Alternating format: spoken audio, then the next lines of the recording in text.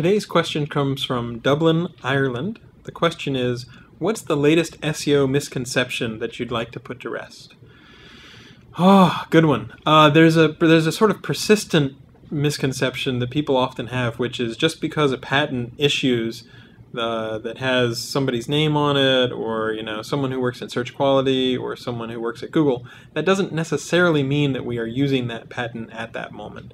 So sometimes you'll see speculation, oh, Google had a patent where they mentioned using the length of time that a domain was registered. That doesn't mean that we're necessarily doing that. It just means that that mechanism is patented.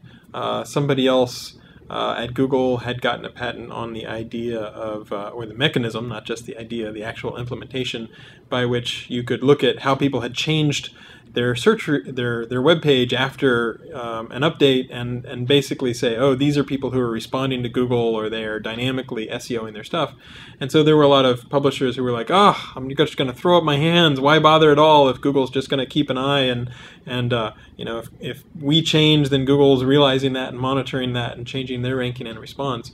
And it's the sort of thing where just because that patent comes out doesn't mean that Google is currently using that technology. So, patents are a lot of interesting ideas, so you can see a lot of stuff mentioned in them, but don't take it as an automatic golden truth that we're doing any particular thing that is mentioned in a patent.